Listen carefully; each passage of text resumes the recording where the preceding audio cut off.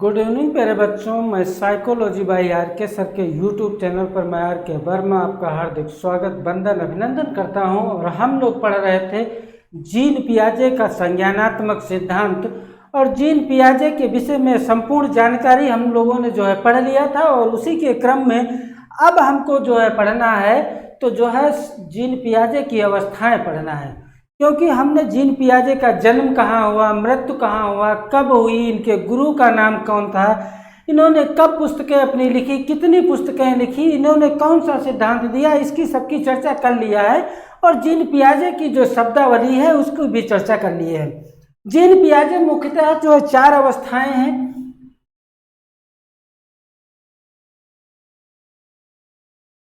Gene पियाजे की चार अवस्थाएं हैं, वो हैं, पहला है संवेदी गामक अवस्था,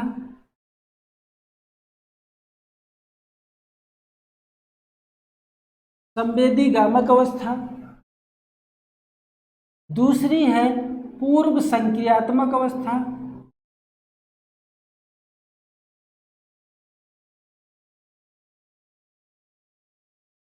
पूर्व संक्रियात्मक। अगली है मूर्त संक्रियात्मक अवस्था, और अगली है अमूर्त या औपचारिक संक्रियात्मक अवस्था। ये चार अवस्थाएं मुख्यतः जीन पियाजे की हैं। और वो चारों अवस्थाओं में देखो चारों अवस्थाएं, पहली अवस्था की उम्र है 0 से 2 वर्ष, दूसरी की है 2 से 7 वर्ष, तीसरी की है 7 से 11 वर्ष, और चौथी की है 11 से 15 वर्ष। ये चार अवस्थाएं हैं। एक एक अवस्था को हम लोग पढ़ेंगे, समझेंगे, और फिर उसके बाद में इसकी विशेषताएं बताएंगे। तो पहली अवस्था पे हम लोग चर्चा कर रहे हैं जीन पियाजे की संवेदी गामक अवस्था।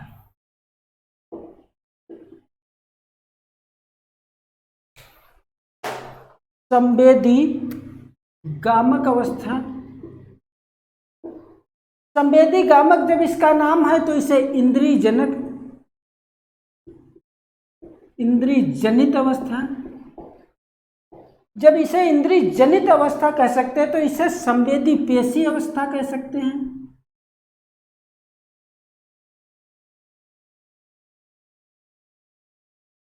पेशी अवस्था।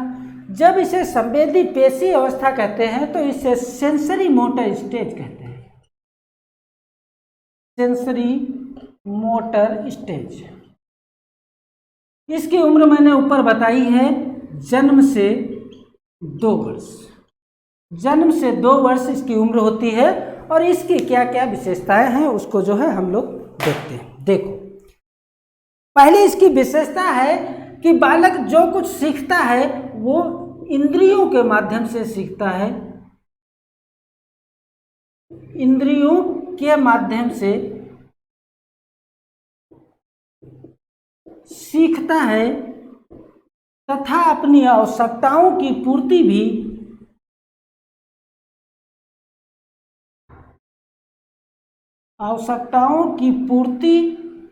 भी इंद्रियों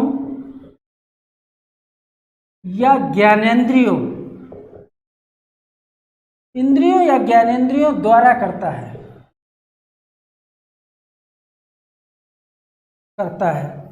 अब ये इंद्रियां और ज्ञानेंद्रियां क्या होती हैं? देखो, इंद्रिया ज्ञानेंद्रिया ये जैसे आंख,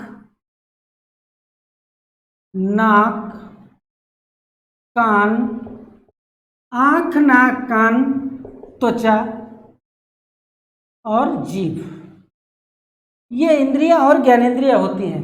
बालक आंख से देख करके उसके विषय में सीख सकता है।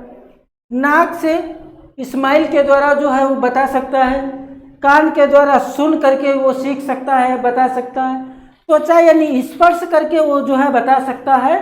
और जीभ यानी स्वाद के द्वारा बालक बता सकता है। इसलिए इस अवस्था में बालक जो कुछ सीखता है वो इंद्रियों व ज्ञानेंद्रियों के माध्यम से सीखता है तथा अपनी आवश्यकताओं की पूर्ति भी इंद्रियों या ज्ञानेंद्रियों के द्वारा करता है। अगली विशेषता है बालक जो सूचनाएं ग्रहण करता है, बालक जो सूचनाएं ग्रहण करता है वो अस्थायी नहीं होती है। सूचनाएं ग्रहण करता है वो अस्थायी नहीं होती हैं, इसलिए स्कीमा बनता और बिगड़ता रहता है।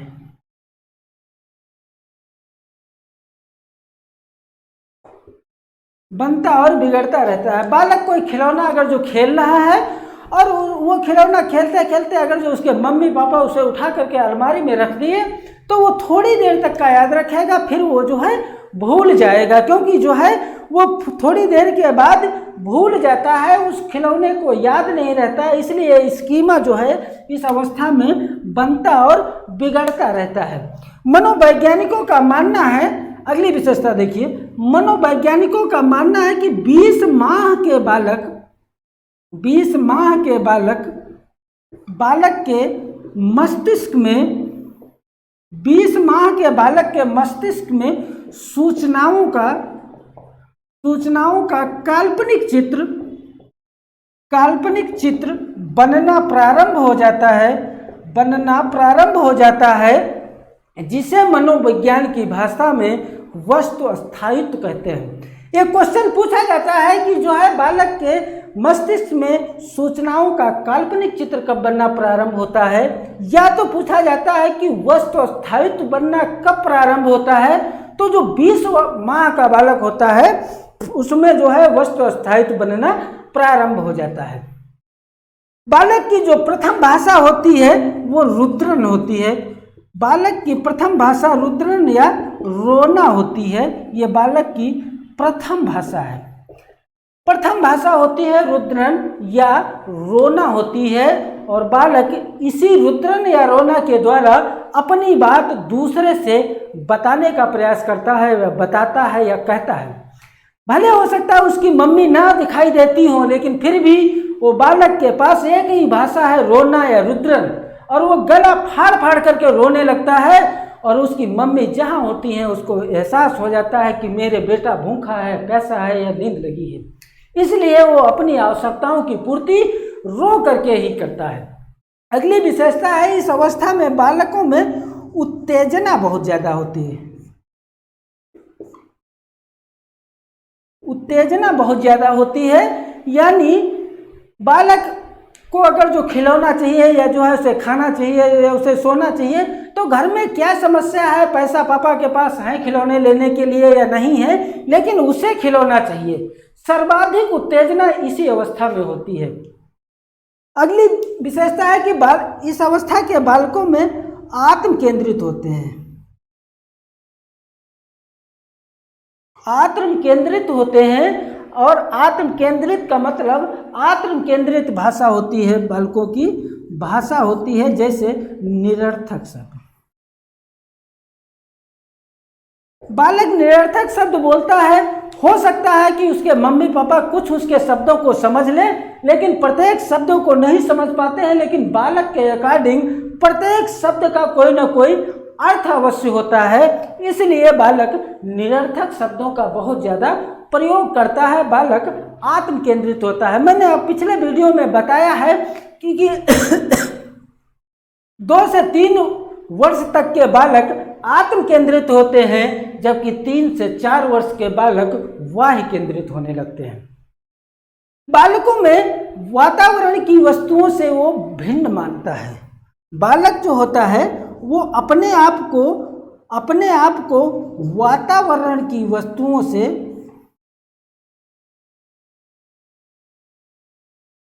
बालक अपने आप को वातावरण की वस्तुओं से भिन्न मानता है। भिन्न मानता है यानी अलग मानता है। क्यों? क्योंकि इस अवस्था के जो बालक होते हैं उनको नए नए कपड़े पहना दो, हाथ में कंगन पहना दो, या फिर जो है उन्हें कोई खिलौना दे दो, तो वो आपस में दूसरे बालक से जिरह करने लगते हैं, बहस करने लगते हैं। वो कहते हैं नहीं नहीं आपका अच्छा नहीं है, मेरा अच्छा है, मेरा कंगन अच्छा है, मेरे कपड़े अच्छे हैं, मेरा खिलौना नया है, ऐसे जो है बालक जो है बहुत ज़्यादा वो केवल अपने आप को जो है वातावरण से वो भिन्न मानता है, सबसे अलग मानता है। इस अवस्था की जो है यानी संवेदीगामक अवस्था की जो है जीन पियाजे ने 6 उप अवस्थाएं बताई हैं, लेकिन एग्जाम में कभी कभी सीटेट में पूछा जाता है, बाकी एग्जामों में नहीं पूछा जाता है। लेकिन फिर भी एक बार आप जो है ये 6 अवस्थाएं देख लो, समझ लो। देखो, पहली इसकी अवस्था है उप अवस्था में प्रतिवर्त या सहज क्रियाओं की अवस्था, और ये होती है जन्म से 30 दिन। इसमें बालक क्या केवल अंगूठा चूसना जान पाता है। दूसरी अवस्था होती है प्रमुख वृत्ति अनुक्रिया की अवस्था, और इसकी उम्र होती है 1 से 4 माह। इसमें बालक अनुभूतियों के आधार पर व्यवहार करता है। अनुभूतियों के आधार पर ये जैसे नाक कान, बालक की तरफ चुटकी बजाओ वो भी बजाने की चेष्टा करता है। अनुभूतियों के आधार पर जो है बालक व्यवहार करता है। तृतीय इसकी अवस्था है गौड़ वृत्ति अनुक्रिया की अवस्था, और जिसकी उम्र होती है 4 से 8 माह होती है। इसमें बालक जो सीखता है वो स्पर्श करके सीखता है, छू करके सीखता है। और चौथी इसकी अवस्था होती है गौड़ स्कीमेटा समन्वय की अवस्था, और इसकी उम्र होती है 8 से 12 माह। इसमें जो बालक उद्देश्यों को प्राप्त करने के लिए साधना करता है, विनती करता है, जैसे खिलौना चाहिए उसे तो वो जो है आपसे रिक्वेस्ट करेगा, या जो है उससे आपसे हाथ जोड़ करके विनती करेगा। वो केवल और केवल उद्देश्य को प्राप्त करने के लिए ऐसा करता है। पांचवी इसकी अवस्था होती है तृतीय वृत्ति प्रतिक्रियाओं की अवस्था, और जिसकी उम्र होती है 12 से 18 माह। इसमें बालक प्रयत्न भूल के द्वारा सीखता है। और अंतिम इसकी उपावस्था होती है मानसिक संयोग की अवस्था, और इसकी उम्र होती है 18 से 24 माह होती है, या 18 से 2 वर्ष होती है। और इसमें बालक वस्तुओं की अनुपस्थिति में भी चिंतन करने की कोशिश करता है। जैसे बालक को आपने खिलौना दिया, लेकिन खिलौना हटा दिया, तब भी थोड़ी देर उसके जो है माइंड में, ब्रेन में खिलौने का काल्पनिक चित्र बनता दिखाई पड़ता है। ये मुख्यतः इनकी जो है 6 उप अवस्थाएं हैं। अगर जो आप लोगों ने जो है इसको एक बार समझ लिया, कायदे से देख लिया, तो इसके बाद में अब हम जो नेक्स्ट अवस्था पढ़ेंगे वो पढ़ेंगे पूर्व संक्रियात्मक अवस्था। पूर्व संक्रियात्मक अवस्था की विशेषताएं पढ़ेंगे। देखो, पूर्व संक्रियात्मक अवस्था की मैंने ऊपर लिख दिया है, इसकी उम्र बता दिया है। पूर्व संक्रियात्मक अवस्था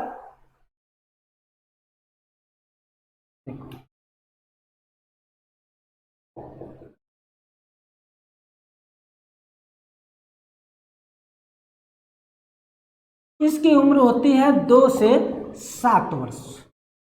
2 से 7 वर्ष होती है। इस अवस्था में जो है बालक जो है, इस मनोवैज्ञानिक जीन पियाजे ने बालक की इस अवस्था को 2 भागों में बांट करके बताया है।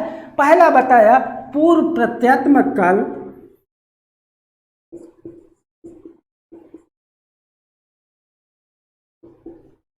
पूर्व प्रत्यात्मक काल, या इसे हम प्राक संक्रियात्मक अवस्था कहते हैं।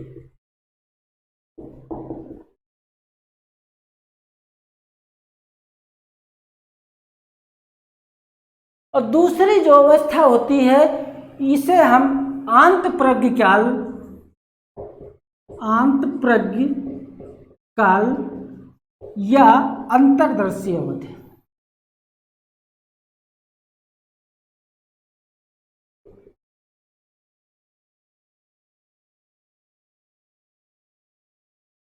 अंतर्दर्शी अवधि कहते हैं। इसकी जो उम्र होती है, इसकी उम्र होती है 2 से 4 वर्ष। 2 से 4 वर्ष इसकी उम्र होती है। तो इसकी उम्र कितनी होगी, यानी जो बची 4 से 7 वर्ष। देखो, इतनी बात आप लोग समझ में आई होगी। अब दोनों अवस्थाओं की मतलब पूर्व संक्रियात्मक अवस्था को 2 भागों में जीन पियाजे ने बांटा, और इसकी विशेषताएं अलग पढ़ना है और आपको, और इसकी विशेषताएं अलग पढ़ना है। ये एग्जाम में बहुत कंफ्यूजन करता है, इसलिए जो है आपको अलग अलग पढ़ लेना है, क्या समस्याएं विशेषताएं तो वही है, बस ये देख लेना है कि कौन सी विशेषता इस अवस्था में आती है और कौन सी विशेषता इस अवस्था में आती है। देखो पहले हम पूर्व प्रत्यात्मक काल की विशेषता पढ़ेंगे। देखो इसमें बालक के जो सीखने का माध्यम होता है, बालक के सीखने का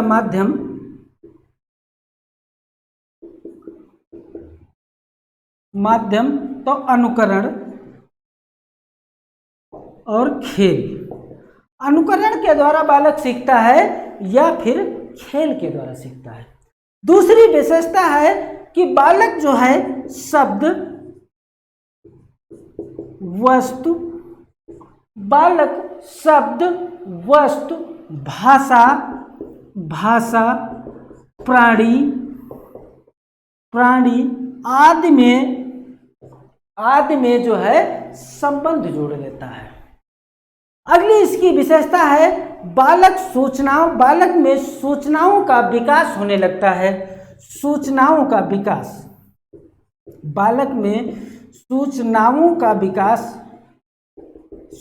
का विकास होने लगता है, जैसे चिन्ह, प्रतीक, भाषा आदि। ये इतनी बात समझ में आई होगी। अब देखो अंतःप्रज्ञ काल की विशेषता देखो। इसमें बालक में जो चिंतन करता था, वो बालक में चिंतन का स्तर पहले से बेहतर हो जाता है।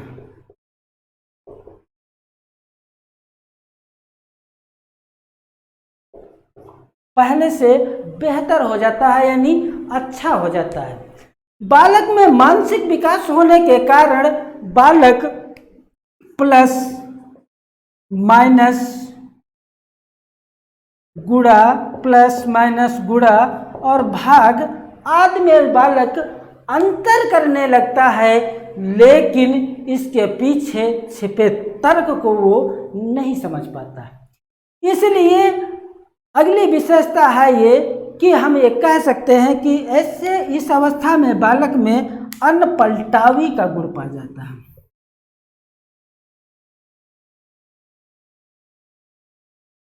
अनपलटावी का गुण पाया जाता है यानी बालक अपने विचारों को पलट नहीं पाता है। अगर जो बालक से कह दो कि 2 + 3 कितने हुए, तो बालक ऐसे पहले 2 लाइन खींचेगा, फिर ऐसे 3 लाइन खींचेगा और तब इनको जोड़ करके वो बताएगा कि 5 होते हैं। अब बालक से कहो कि बेटा 5 में से अगर जो 4 निकाल दो तो कितना बचेगा, तो हो सकता बालक ना बता पाए, यानी अपने विचारों को बालक नहीं पलट पाता। इतनी बात समझ में आई। हम ये कह सकते हैं कि इस अवस्था के अंत तक बालक में वस्तु स्थायित्व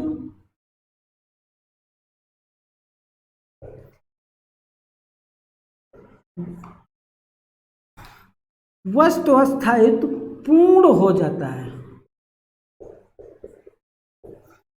वस्तु स्थायित्व बनना कहाँ प्रारंभ हुआ था, तो संवेदी गामक अवस्था में बनना प्रारंभ हुआ था 20 माह के बाद। लेकिन वस्तु स्थायित्व पूर्ण कब होता है, तो इस अवस्था में अंत तक यानी 7वें वर्ष के अंत माह में जो है बालक में वस्तु स्थायित्व पूर्ण हो जाता है। इस अवस्था में 2 समस्याएं होती हैं, वो 2 समस्याएं भी एग्जाम में बहुत पूछी जाती हैं। वो 2 समस्याएं कौन कौन सी हैं, देखो समस्याएं। पहली इसकी समस्या होती है जीववाद और दूसरी इसकी समस्या होती है अहम केंद्रित।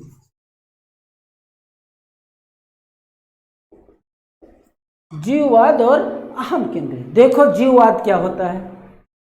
हम ये कह सकते हैं कि जीववाद ऐसा चिंतन जिसमें बालक निर्जीव वस्तुओं को सजीव समझता है, उसे हम जीववाद कहते हैं। अब बालक इस अवस्था में जो है टीवी, पंखा, गुड़िया, गुड्डा आदि चीजों को सजीव समझता है। आपने देखा होगा कि इस अवस्था के बालक कहने लगते हैं कि नहीं नहीं, मेरे बाबू को ना मारिएगा, मेरे गुड़िया को ना मारिएगा। चोट लग जाएगी, मेरी गुड़िया भूखी है, ऐसे बहुत सारे शब्द बालक बोलने लगते हैं। यानी वो प्रत्येक जीव को जो है, प्रत्येक वस्तु को जीववाद समझते हैं, सजीव समझते हैं, जीवित समझते हैं। वो कहते हैं नहीं पंखा अब ना चलाओ, ये देर से चल रहा है, ये थक गया होगा, अब ये सोने का इसका मन है, इसलिए प्रत्येक उसको जो है सजीव समझते हैं। दूसरा है अहम केंद्रित, बालक इसमें केवल अपने विचारों को महत्व देता है और दूसरे के विचारों को कम महत्व देता है। वो कैसे?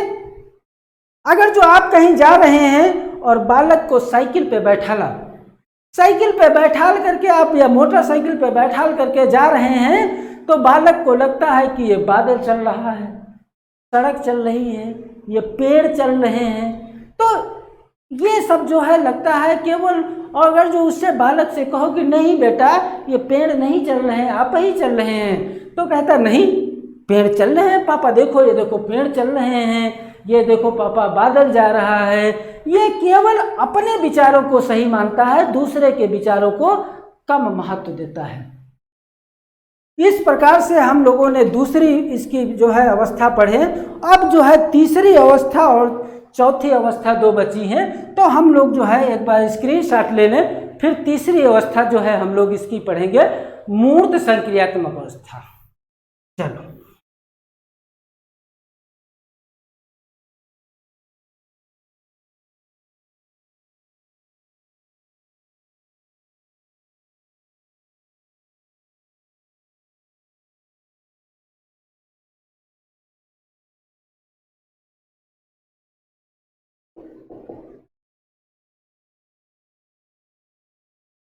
मूर्त संक्रियात्मक अवस्था, इसे हम स्थूल संक्रियात्मक भी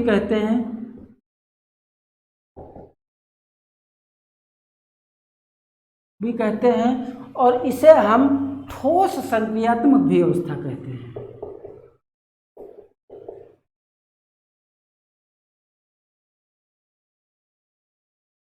इसकी उम्र कितनी बताई थी?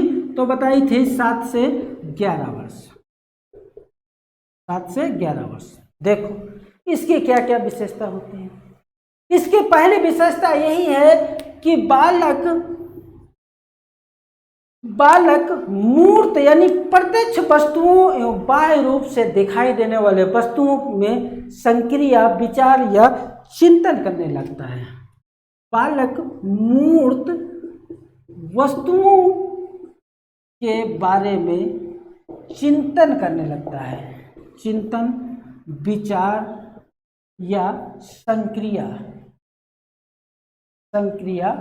करने लगता है। दूसरी विशेषता है कि बालक कार्य और कारण में अंतर करने लगता है। बालक कार्य और कारण में अंतर करने लगता है।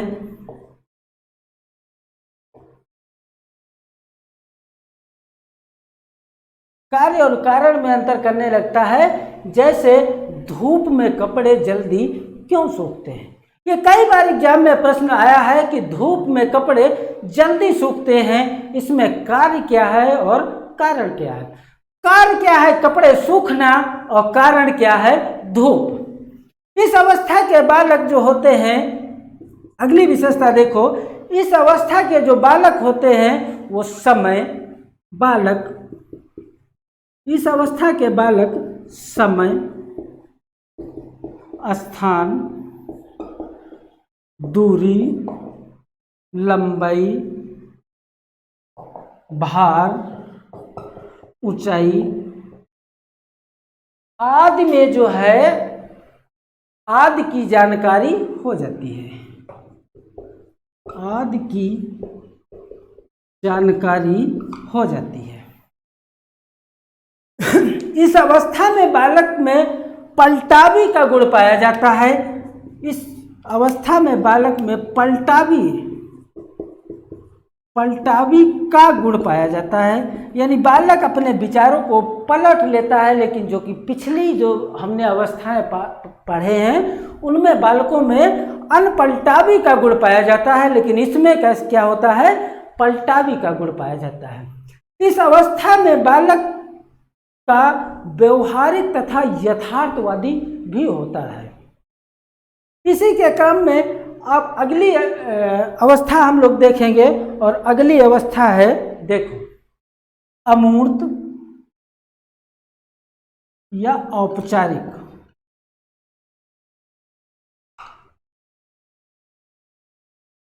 इसकी उम्र है 11 से 15 वर्ष। इसकी विशेषता देखो क्या है। इसकी विशेषता पहली यही है कि बालक तार्किक चिंतन, पहली विशेषता है कि बालक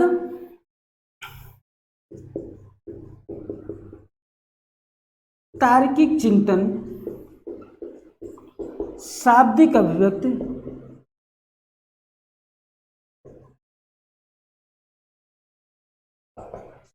तार्किक चिंतन, शाब्दिक अभिव्यक्ति, समस्या समाधान,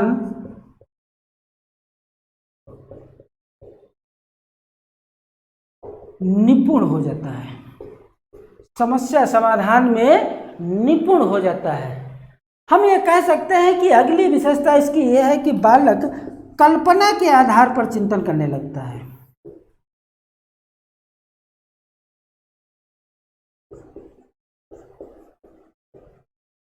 बालक कल्पना के आधार पर चिंतन करने लगता है, यानी बालक ने कभी ताजमहल देखा होगा, लेकिन आज उसके सामने जो है ताजमहल नहीं है, लेकिन फिर भी वो कल्पना के आधार पर ताजमहल की आकृति बता देगा। थोड़ा बहुत बता देगा, लेकिन सही नहीं बता पाएगा, लेकिन बता जरूर देगा।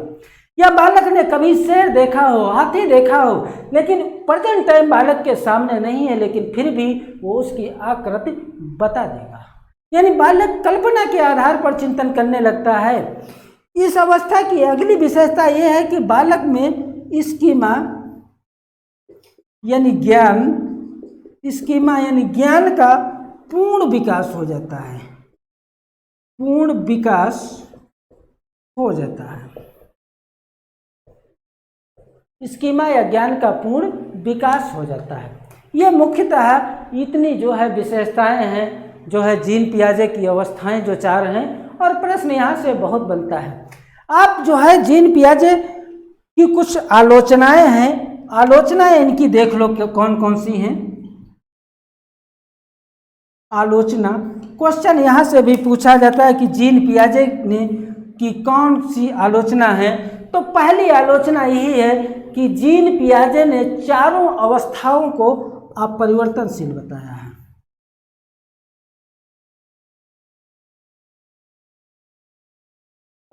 चारों अवस्थाओं को अपरिवर्तनशील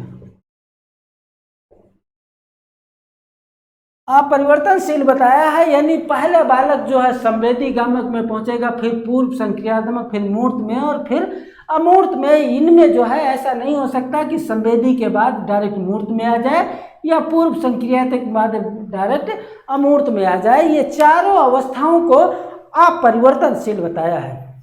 और अगली आलोचना यह है कि जीन पियाजे ने अपने सिद्धांत में समाज, जीन पियाजे ने अपने सिद्धांत में समाज, सांस्कृतिक एवं भाषा, समाज, सांस्कृतिक एवं भाषा को स्थान नहीं दिया है, जबकि बालक समाज से सीखता है, भाषा के द्वारा सीखता है। इनका जो है इन्होंने अपने सिद्धांत में कोई रोल नहीं दिया है, कोई विशेषता इनकी नहीं बताई है। इस प्रकार से हम लोगों ने 2 भागों में जीन पियाजे की जो है, एक में जीन पियाजे की विषय में जानकारी पढ़ लिया और उनकी शब्दावली पढ़ लिया, और नेक्स्ट वीडियो में जीन पियाजे की जो है चारों अवस्थाएं हमने पढ़ लिया। इसी के क्रम में जब नेक्स्ट वीडियो अब हम बनाएंगे तो जो है हम लेव सिमनोविच, लेव वाइगोस्की के विषय में जो है चर्चा करेंगे, उनके सिद्धांत की चर्चा करेंगे। उन्होंने अपने सिद्धांत में क्या बातें बताई हैं। और अगर जो मेरा वीडियो आपको जो है पसंद आता है तो इसे लाइक शेयर जरूर करें, क्योंकि आपका एक लाइक हमको बेहतर से बेहतर जो है वीडियो बनाने के लिए मोटिवेट करता है, क्योंकि आपका एक लाइक मोटिवेशन का कार्य करता है, और यही हम लोगों के लिए गुरु दक्षिणा के समान होता है। इसलिए आप मेरे चैनल को लाइक करें, शेयर करें, सब्सक्राइब करें और अपने मित्रों को ज़्यादा से ज़्यादा इसे भेजें, क्योंकि आप अपने किसी मित्र को भेजोगे, हो सकता है उसे भी 1 से 2 नंबर का यहाँ से फ़ायदा हो जाए। क्योंकि पिछला अगर जो सीटेट का एग्ज़ाम आप देखें तो यहाँ से जीन पियाजे से 5 से 7 क्वेश्चन बने हैं। इसलिए बिल्कुल आप विस्तार से एक एक पॉइंट को समझिए और हम लोग जो है जिस दिन आपकी ये थ्योरी कंप्लीट हो जाएगी उस दिन जो है प्रतिदिन आपको प्रैक्टिस करवाऊंगा, प्रत्येक प्रश्न प्रैक्टिस करवाऊंगा। लेकिन प्रैक्टिस आपके तभी समझ में आएगी जब आपकी थ्योरी कंप्लीट हो जाएगी। इसी के साथ नमस्ते, शब्बा खैर, शुभ रात्रि, थैंक यू।